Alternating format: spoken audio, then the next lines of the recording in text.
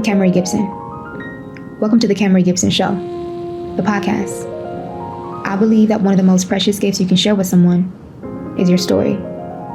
Pain has purpose and stories can change lives. Your journey to become more inspired and transformed by the lives of those around us starts now. Well, hello everyone. Welcome to the Kamerie Gibson Show, where we talk about transforming our pain into power. And today I have a special guest with me here today. Her name is Jasmine. Me and Jasmine actually met not too long ago on social media, actually, and I was just telling Jasmine off the record that I was just inspired by her posts and her captions and just the content she had been putting out there. So I really wanted to get to know who this, strong and powerful young woman was, and I wanted to hear more about like her story. So Jasmine, if you don't mind introducing yourself to the audience for me, please. Well, first, thank you for having me. My name is Jasmine Walker. We connected on Instagram, which is a great place to actually make real, authentic connections. And I think sometimes people forget that and get caught up in the hoopla. But yes, she extended an invitation to me to come talk on her show to share my story. I was born in Chicago and moved to the suburbs.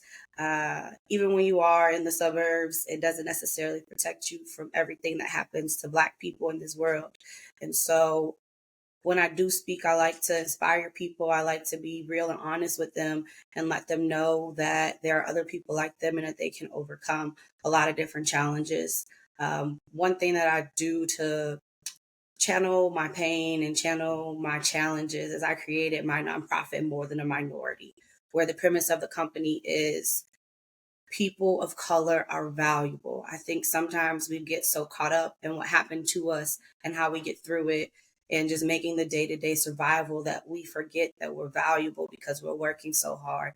And so many corporations or societal constructs tell us that we're not. And we forget. And so I'm just here to remind people that they are valuable and help them see that, not only in their salary, but in the things that are not tangible. So people are daughters, wives, brothers. People bring happiness. People bring inspiration, joy. There's no dollar amount that you can put on those things. So that's my message. And I want to share it with the world and inspire other people to do the same. I love that, Jasmine. There's so much I want to pull out from that you said right there. So first that's coming to mind is the more than. What does the more than really mean when you say more than a minority? What are we more than? So what is being told to us that is our like default, our value or whatnot? Yeah, I think our default is that we're less than, that we were brought here as slaves, that we are crooks and criminals, that we are meant to be used and abused, like every negative stereotype, every negative things associated with us. When you see more associated with the minority group, particularly Black people, it's usually associated with them doing too much. It's never seen in a good light. And I want to rewrite that narrative. And I think what's missing out of the Black community is us telling our stories in the proper context and the proper way so we can understand that we're more in a good way, more than they can contain, more than they can understand. So it's like an excess, a greatness, an excellence. I don't see it as like a negative thing. And I want to remind people that, they're more than what's around them. They're more than what they've been told. And I didn't want to choose like a big, difficult word. Like we all know what more means. We all know that it's something greater, it's something better. And I want that to be associated with Black people, with any person of color, rather than saying you're a minority. It's like, nah, there's nothing minor about me.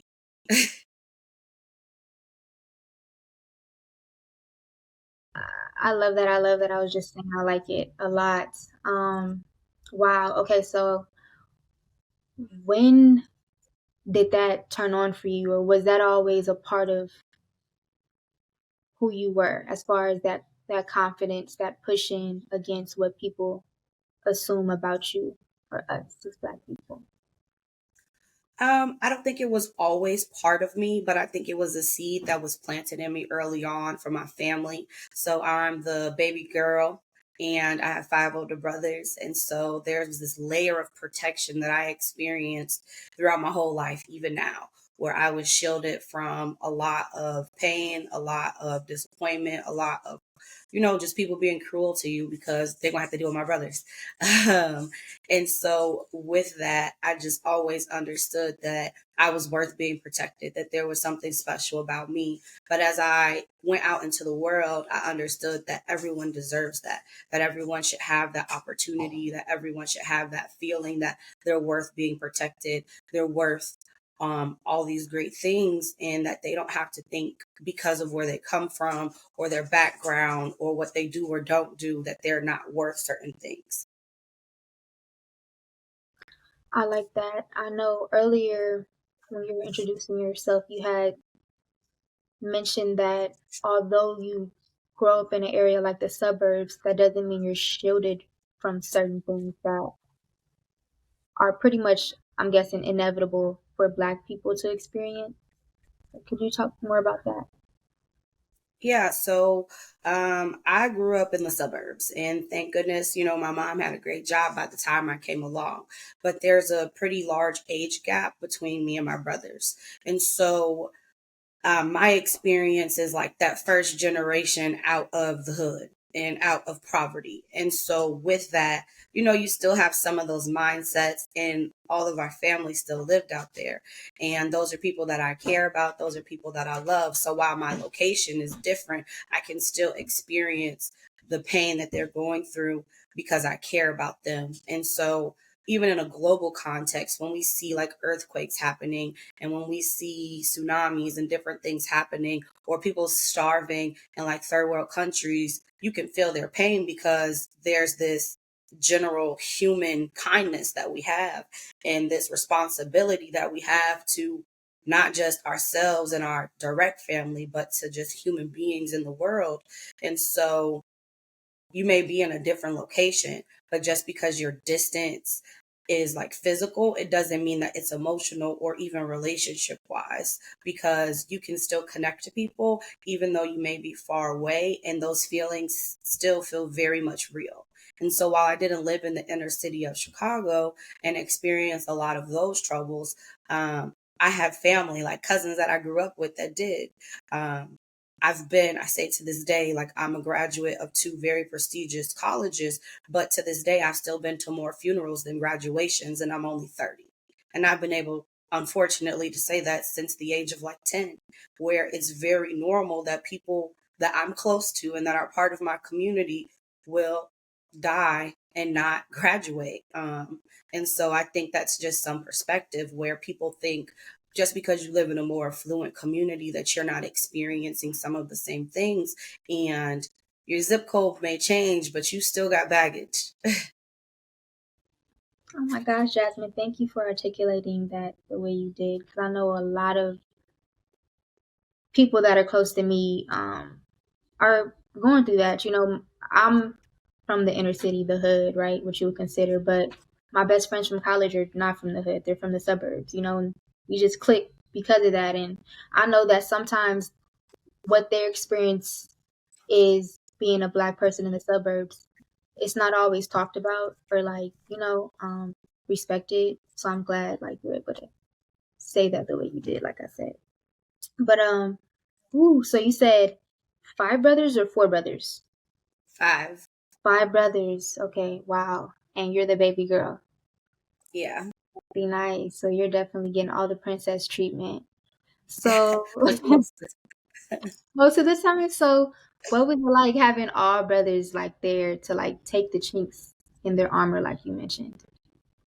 Yeah, I think they made a path where, like, you say that I have this confidence, and it's funny when people say that to me because I don't know what confidence feel like. I just know when I say something, I better come correct because my brothers are not going to stand for it. Even my mother is not going to stand for no nonsense. And so, even for my voice to be heard, one, I'm a woman. Two, I'm the youngest, and so you have to come correct.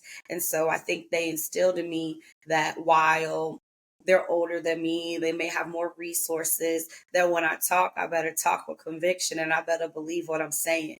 And um, that's just how I go into the world. Like I had to prove myself to them first. And so it's just like I don't feel a fear of anyone else because at the end of the day, I know that the people that I need to prove it to most have my back 100%. And so why am I out here seeking validation from people who will probably, if they even find me, only temporarily support me? And so, living in the suburbs and going to all these prestigious schools and being associated with all these prestigious organizations, I still say like I learned more on my mom's kitchen table than I ever did in any classroom because I learned how to talk to people. I learned how to connect with people. I learned how to read people. Like I know when you're telling me the truth. I know when you're lying. I know when you're trying to get over. And so those skills have carried me along the way and helped me navigate um, these prestigious areas where I won't be used and abused. And I think people often overlook that. Like, they think that just because you're in um, what they would qualify as a bad community or a community that's not so prestigious or not so educated, that there's nothing to gain there.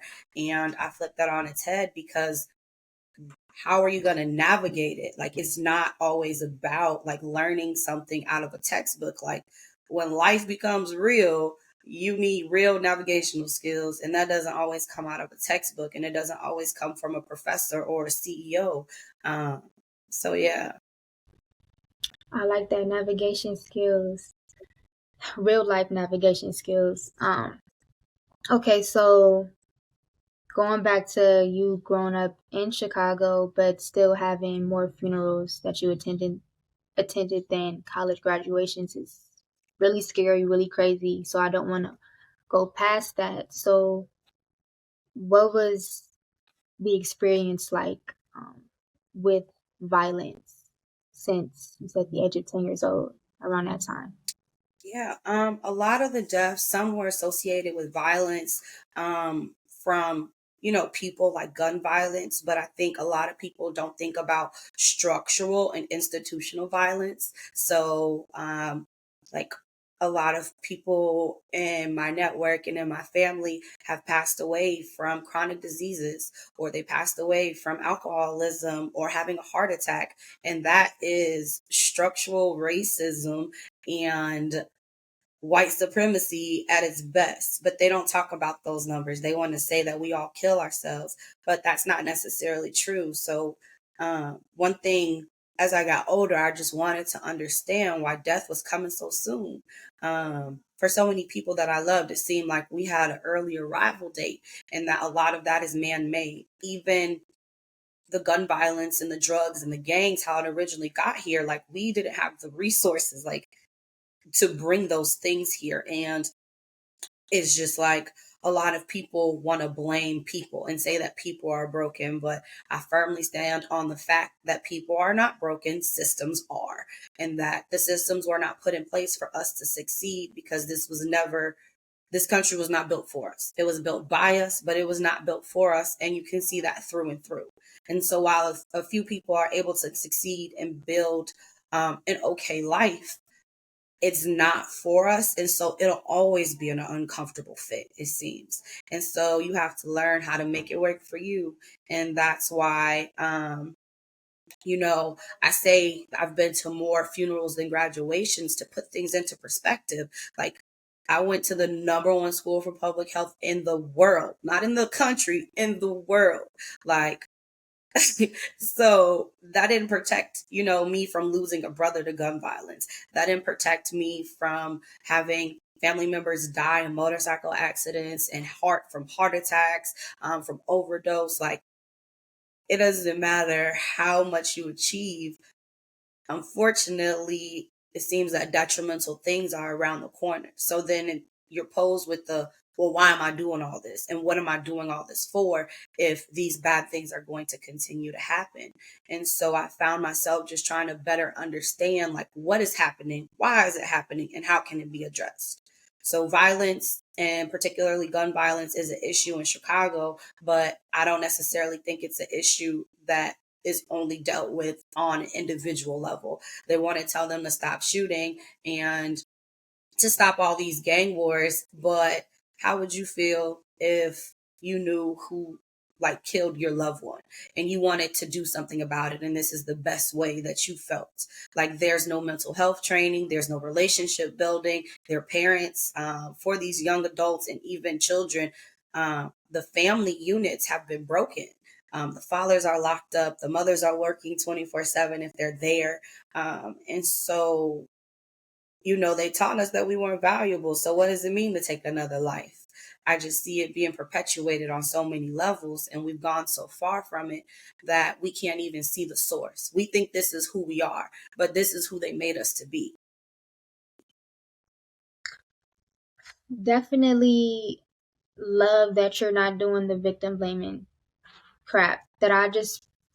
People don't understand like what's really going on. I think, like you said, the structural racism part, like a lot of people, some people may not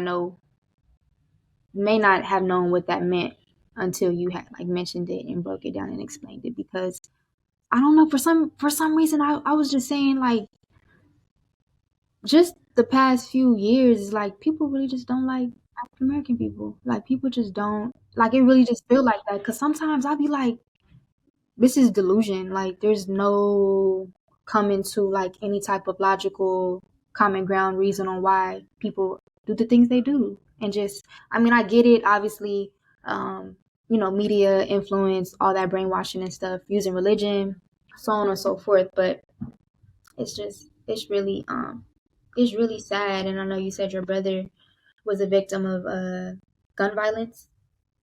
Mm-hmm. Okay, and you want to mention his name? I actually had two brothers pass away. So my first brother passed away in 2014 from gun violence, and his name is Leonard Goldman. And then my second brother passed away in 2020, and his name is Dewan Moore. And I'm sorry for both losses of two siblings. Um, I wanted to, I don't know if you want to share with us, like, just what it was like for you to lose two of your own brothers.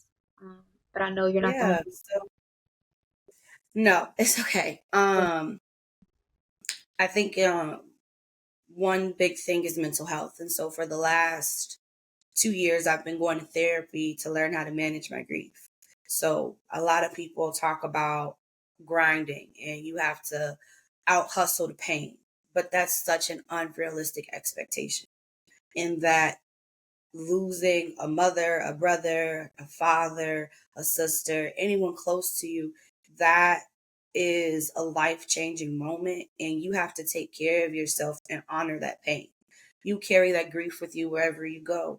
And so sometimes it's riding in the car and it'll just hit you like a ton of bricks. And on the days that they passed away, it feels kind of like your breath is taken away. And you just feel like a tightness around your chest and your heart. And I don't wish that upon anybody, but the reality is, at some point, you will lose someone you love. And I pray that in that process, that people just don't lose themselves.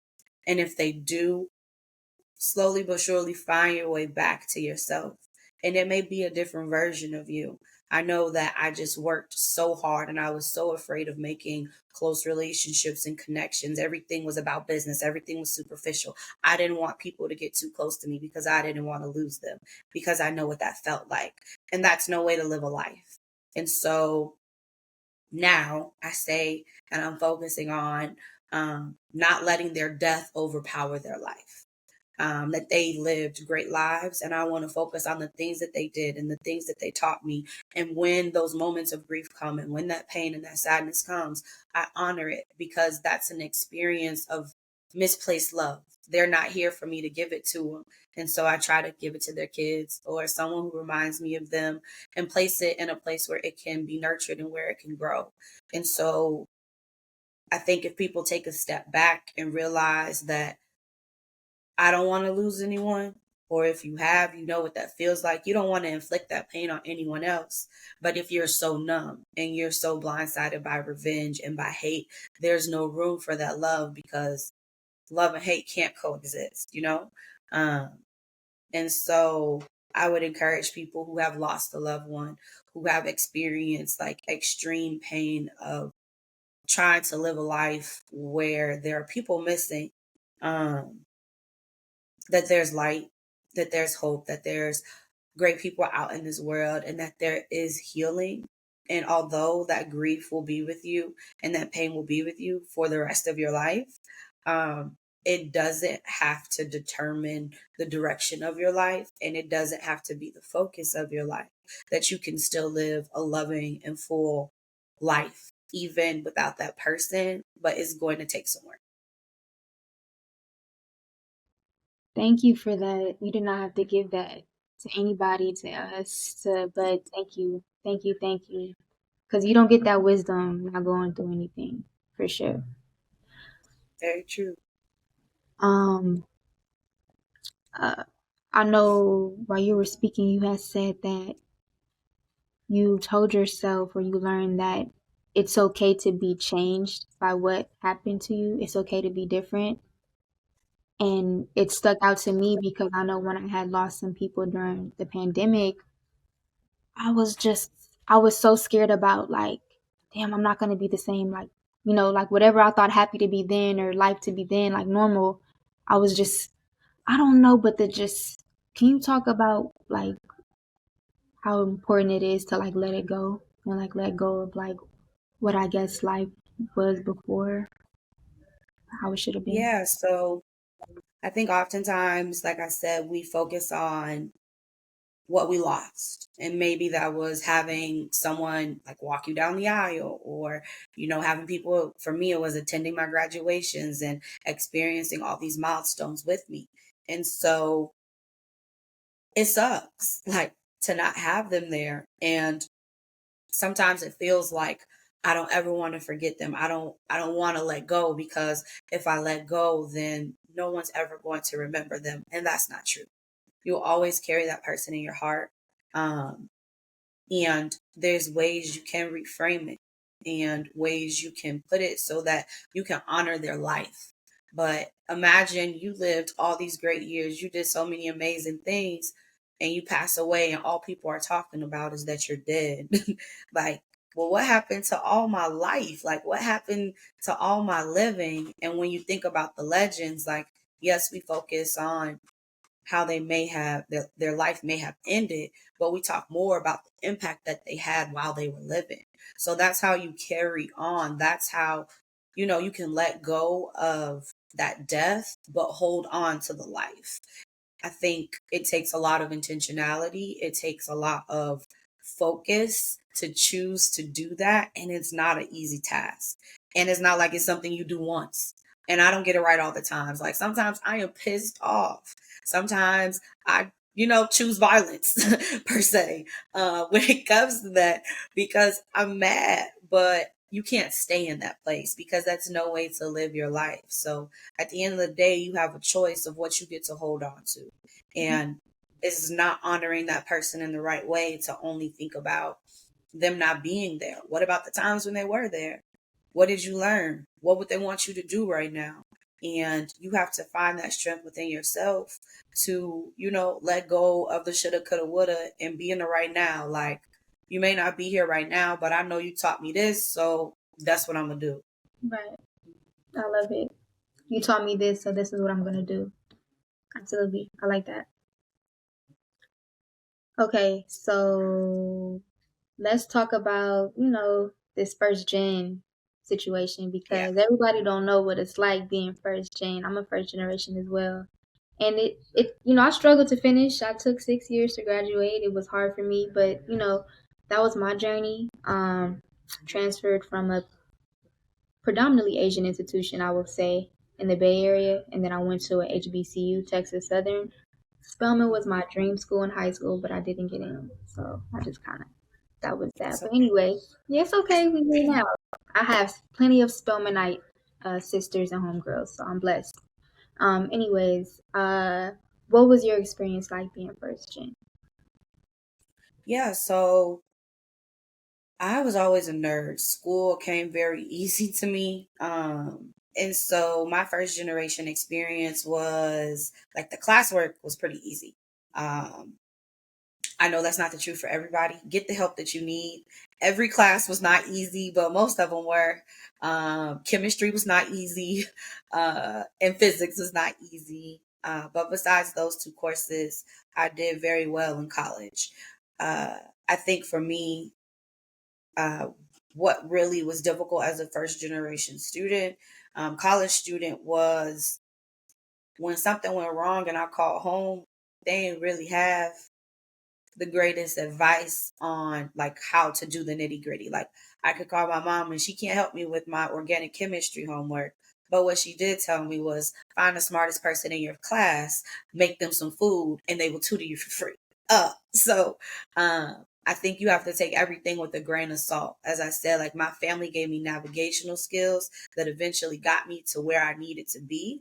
But I think we have our hopes and expectations unrealistically set. Like, oh, I'm going to go to college and it's going to be so easy and I'm not going to have any struggles. And because I'm away from my family, I'm going to make all these decisions on my own and it's going to be a blast. Yeah, you're going to have fun. You're going to make your own decisions, but there's going to be consequences, good and bad, for everything that you decide to do.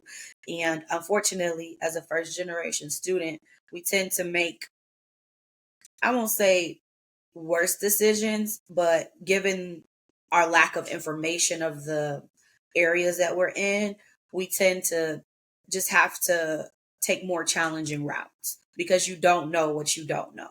Um, and so I had to find people who knew what they were doing, ask for a lot of help, and get to it. Like, you got to take action quick. You can't sit there and wallow in it. You can't sit there and not ask for help because you will drown.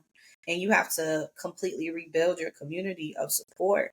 Um, I didn't have any like cousins in the area. All my family was back in Chicago and I was in Georgia.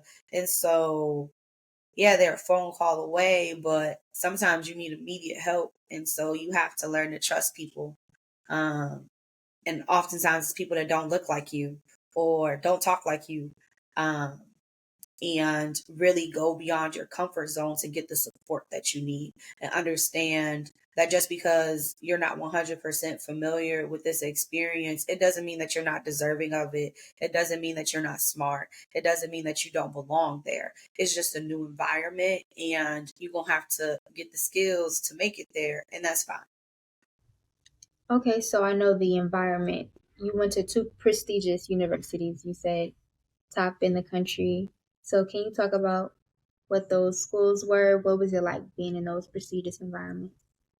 Yeah, so I went to Emory University for undergrad and I started off at the Oxford campus. So the Oxford campus is in Covington, Georgia, and there were only like 2,000 students on campus. So everybody knew each other and we're in a very small southern city.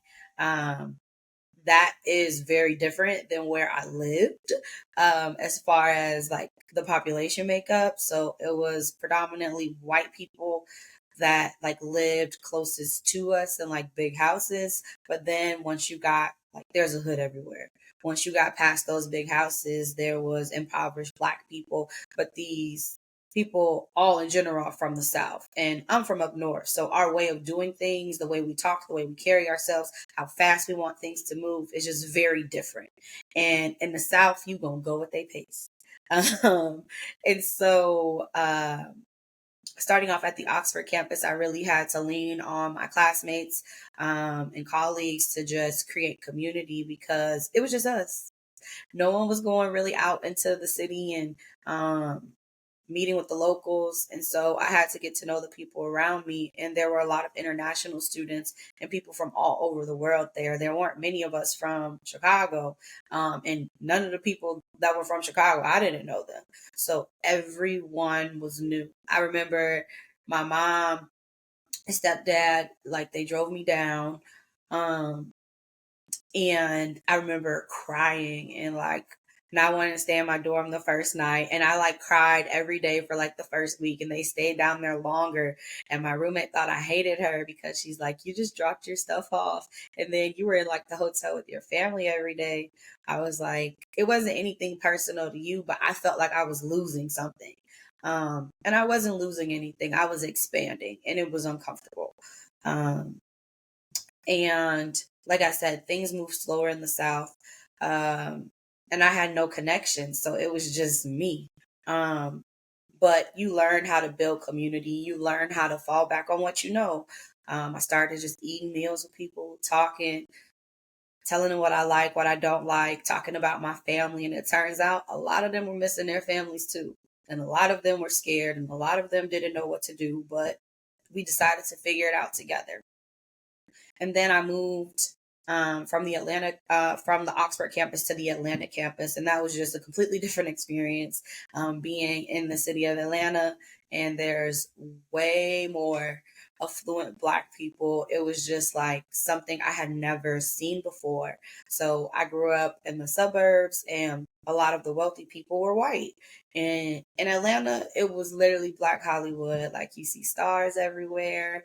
I'm, 20, 21, and it's just a lifestyle that I never experienced. And so it gave me a whole different perspective of saying, like, wow, we can be excellent. We can have all these things. This is normal. Like, it wasn't like, whoa, that eventually wore off. And it's like, nah, I'm gonna get that. Like, that's what we supposed to have. That's how life is supposed to be.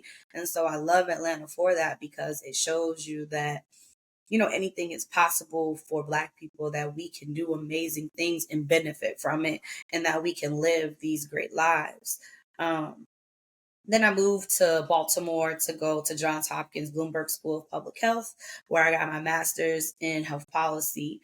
There, it was a little bit of a different experience. So, being so close to the Capitol, I spent time also in DC and just learning how politics work.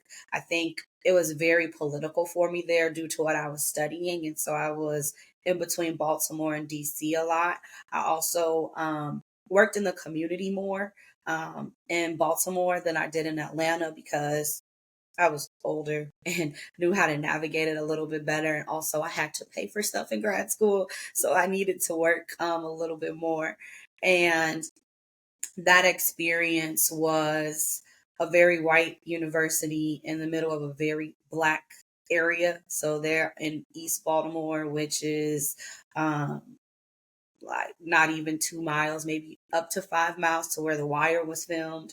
And so it's just a completely different experience. And the university sometimes make you feel like the people that live there are something you need to be protected from rather than working with. And that was always kind of that tension. Um, and so I worked with youth there, and the kids gonna always tell you what's up and keep you motivated about like what you're doing because they're like, wow, like you're from Chicago, you're at this like great school. Like people in their neighborhoods, they see this institution, but they don't have access to it. They can't get in, they can't go there. But I'm from a different city and I've made it into there. So it's just like, wow, like you're really doing your thing. And thank you for like coming and being with us and showing us that like you're not that different. Like it could be any one of us. And I think in both experiences, that's what I learned. Like these institutions, they study us, they tell us what's wrong with us, but they forgot the part to tell us that we're great, that we could be doing all these things for us, by us. And I'm not saying that to say that we shouldn't have allies and we shouldn't work with, other races and different people, but I think we have to focus on the greatness within so that comes out and that we're presenting ourselves as assets and we know our worth and our value. And so I went to these very white institutions that sometimes uplift white supremacy, but left out with a full understanding of this was built by Black people. Like all the work that y'all doing and all of this research and all of the medicine and money and everything that you're benefiting from, my people did all the work. Y'all just set up the infrastructure so y'all could benefit. But the way I see it, if we had to restart from the beginning, we would. And there were, like if everyone started like from the same place, like, and there weren't these institutional systems put up so that we could fail, then we would blow it out the water. We would succeed. Even in the face of all these challenges, we've done great things. And that doesn't have to be associated with whiteness. Like being black is a superpower and it's great. And there's greatness within all of us. And we just unfortunately have to get past all of these lies we've been told to see it and to live it out. Wow, wow, wow. Wow, Jasmine. Definitely honored to have you just on board for real. I am getting blessed by a lot just from this conversation. So thank you, thank you, thank you. Okay, so I really want to know, how did you go about choosing the career path that you're currently working towards? Yeah, so as I said in like 2014, my brother um, passed away, and I really didn't understand like why. Like why did it have to be him? And I didn't understand how to deal with my grief. And so I decided to try to outwork my pain. Um, and I wanted to understand like how did this happen and how was this okay? And that brought me to public health. And that's the industry that I work in now. And I think a lot of people don't understand what public health is, but it's all of the rules and regulations that make community work. So the requirements that it takes to like live in a house, like that's public health. The stoplights, the street signs, the sidewalks, the quality of your water, the quality of your air, how schools are set up, how schools are funded. All of that is determined by public health officials. So basically, any and everything that you encounter in your life is due, like public health is going to touch that. Um, like the FDA determines the quality of the food that we eat. And there's so many different institutions. And growing up, like I never knew that. Like I've heard of these things like the IRS, DCFS, SNAP, which are like food stamps, the FDA. You see stuff on the news and you hear people kind of talking about it, but I never really understood the role that they played and how they really determine the quality of our lives. And I wanted to understand the rules better so that I could learn how to navigate this life of mine better and teach my people how to navigate it better, because there are better ways to do things. And while we can't break down the system, everyone doesn't have to get caught in the traps. And I think there are so many traps, and I try to educate people just as I'm learning more about it, because it's everything. And so I particularly focus on access as it relates to education, healthcare, and finances. And so I think those are the three components of a good life for me. If you can get those three things kind of under control, then you'll be all right. And so I decided to study it and see what the institutions that are kind of controlling the big rules around it and figure out how to navigate it a little bit better for myself. And as I said, share with other people, because no one wants to be lonely at the top. No one wants to like only, when you live in the burbs, you couldn't wait to go see your cousins in the city. And so I don't want to have to wait to see, the people that I care about because they didn't have the same skill set that I had to navigate these circumstances. I want them to be alongside of me or right behind me or someone right in front of me. Like we all in this together. What would you tell the young woman, young man that's thinking about majoring in public health? Mm-hmm. Um, what would you say to encourage them to enter into your field? I would say try everything. As I said, like public health just touches so many aspects of our lives. Trust me, there's somewhere for you to fit in. I think sometimes the public health education can be a little bit intimidating because the way they approach it, it has a lot of numbers, it has a lot of science in some parts. But I've been able to practice in the public health sector in so many different capacities. And so just keep trying different things. It's okay if you don't like it, then don't do it no more. But just keep going and start with where your passion is. So I'm super passionate about access to college education, as I said, access to healthcare and access to wealth. And so I just start there. Like, I'm good at writing and helping students with their college applications. I'm good at helping people fill out job applications or finding jobs. I'm great at networking and community building. So think about the things that you're naturally good at, talk to people, and they will give you the specific language so you can understand what a specific role may look like, what a company is working on. But understand what you like good at, what you like doing and what you're good at, and let that lead you. Absolutely. So I asked that because I wanted to, in case someone is thinking about it, they may just like Jasmine and they're like, I want to do whatever Jasmine's doing. So maybe that would tease. You know how we be boys. Yeah. That's how I. That's what made me want to go to Spelman. A woman that I really liked how she spoke. She was articulate. She was beautiful. She kind of looked like me. She went to Spelman. I'm like, okay, I want to go to where she went. So you know how our minds be. But do you mind me asking how old are you? I'm 30. You're No way. Yeah. How how did you think I was? No way. But amen. Okay, so I thought you were my age, which isn't far off. I'm 26, so I'm not that far. Okay. Yeah. Hey, we're close. Okay, so Mhm. with our generation, millennial, kind of Gen Z,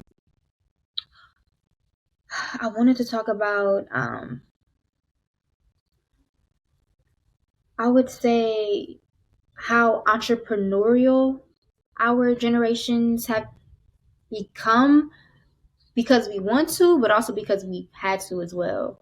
What has your experience been like with that idea as far as work? Yeah, so I have my own company more than a minority because um, sometimes your job isn't enough. And not only in a financial aspect. While I get to work on all these dope aspects, when you work for somebody's company, they want you to do it their way. And as an employee, that's what you're paid to do. Um, when you work for yourself, you get to try new things. And I think for me, yes, I would love to be fully working in my business, and that is the goal, but I also understand the benefits of like working for companies and building my skills, building my knowledge, building my network. And so I think our generation really understands like there's power in working for organizations and working for companies, but there's also power within myself, and I need to explore that. And I love that about our generation, that we're willing to try things, and not necessarily so we can make a ton of money, not necessarily so we don't ever have to have a boss. Like most people that I know that are entrepreneurs are doing both. And I think that shows that we want to serve others, that we want to show our strengths and give back in the world. I think the greatest thing that you can do is to offer your best service to the world, whether you choose to charge or not. Like, you're showing someone the way. And I love that. I think it's a beautiful thing because it's saying that my identity is bigger than my job, that the work and the things that I can contribute to society may not fall within my 9 to 5, may not fall within me, going to school, but I'm going to do this and show it through my business. And, America is a business. People came here to start entrepreneurial dreams and to build a society that continue to, fulfill that. And I think, we are returning back to those roots that we like. Our history didn't start with slavery. We were carpenters, we were lawyers, we were doctors, we were politicians, we were bakers, we were all these things, and they brought us over here and turned us into slaves. And now we are returning back to those things that we were before we were turned into something we were never meant to be. Absolutely, Jasmine. Thank you. Oh my goodness. Okay, we're coming towards the end of our interview. What would you tell the younger Jasmine with the wisdom you have today? Mm. I would tell the younger Jasmine that you are enough, that seeds have been planted in you, and you have to be patient as they come to fruition. But there's nothing wrong with you. You may feel like you don't fit into the different worlds that you're involved in, but you were never meant to fit in. You were meant to stand out. And that's okay, because you standing out will attract people to you. And there's greatness, there's love, there's kindness, there's peace, there's joy inside of you. And that's what you're meant to give to the world. So continue to put yourself in the right environment so that you can grow and be just who you are and give that to the world. Oh my goodness. Tell Jasmine she is amazing. Tell that younger Jasmine she's gonna be a profound speaker and inspiring and look amazing at 30, which I know age is nothing. Nothing. But oh my goodness, Jasmine, damn. Okay, last question. Mm-hmm. What do you hope to see more of in the world? I hope to see more authentic connecting, like how we're doing now. We're having this dope interview conversation, and it's not for clout. Like, it's not for anything superficial. We want to better understand how we both view the world and see how we could just help one another. Maybe that's just a word of encouragement. Maybe it's a connection. Maybe it's a resource. But I want us to get back to the basics of valuing people more than we value things. Because at the end of the day, everything can be replaced, but people cannot. And so I want to value the human experience more. And I think we're getting better and better at that a little bit every day. You get to see like these hopes with the kids, even like connecting on TikTok and stuff. They're like teaching each other dances. My nephew got help with his homework on TikTok. They teaching each other how to cook. Like they just connect in a little bit of a different way. But just learning that people are the most valuable resource in this world and that we should handle them with a little bit more care.